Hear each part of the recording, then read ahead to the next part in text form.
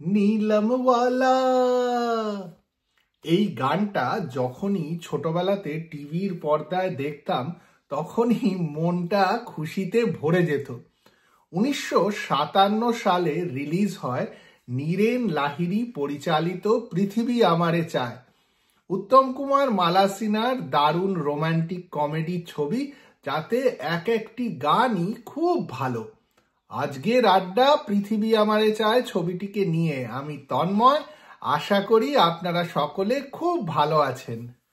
1957 সালে যখন নীরেন লাহিড়ীর পৃথিবী আমারে চায় রিলিজ হয়, তখন কিন্তু উত্তম কুমার মোটামুটি বড় স্টার হয়ে গেছেন, আর মালা সিনহাও কিন্তু নিজের জায়গা তৈরি করতে পেরেছেন।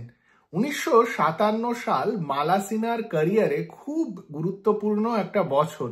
এই বছরই উত্তম কুমারের সঙ্গে পৃথিবী আমারে চায় রিলিজ হওয়া ছাড়াও গুরুদত্তের প্যাসা রিলিজ হয়, যেখানে মালা সিনহার খুব গুরুত্বপূর্ণ একটা রোল ছিল।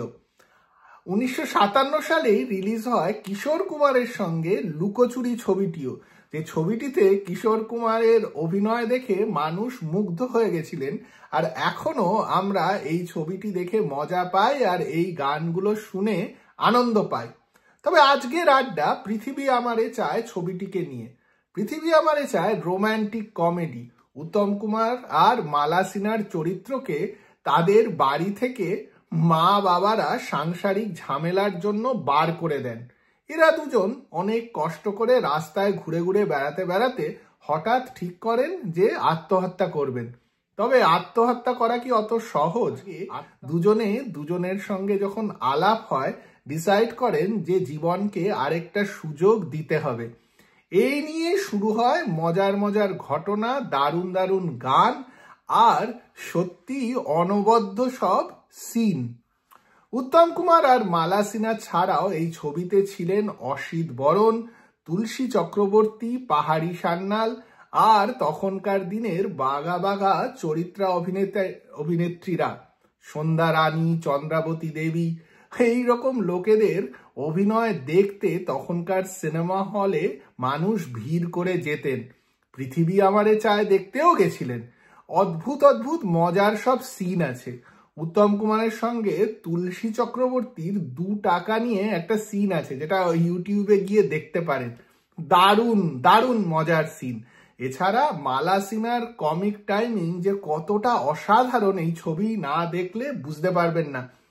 আর মহানায়ক উত্তম কুমার তো মহানায়ক উত্তম কুমার, যে কোনো ধরনের রোলে ওনাকে মানিয়ে যেতে দেখলে অবাকই হতে হয়। পৃথিবী আমারে চায় তবে ওনার সেফ জোনের রোল। এই ছবিতে উনি একজন স্ট্রাগলিং গায়ক। এইরকম রোল উনি অনেক করেছেন, তবে তাও দেখতে ভালো লাগে। গায়ক বললে পৃথিবী আমারে চায়ের মিউজিকের কথা তো বলতেই হয়। পৃথিবী আমারে চায়ের মিউজিক করেছিলেন নচিকেতা ঘোষ। এই ছবিতে চারজন গীতিকার ছিলেন: গৌরী প্রসন্ন মজুমদার, প্রণব রায়, বিমল ঘোষ আর বিধায়ক ভট্টাচার্য। এক একটি গান সুপার হিট হয়েছিল। সবচেয়ে সুপারহিট হয়েছিল গীতা দত্তের গাওয়া 2টি গান, নিশিরাত, বাঁকা চাঁদ, আকাশে।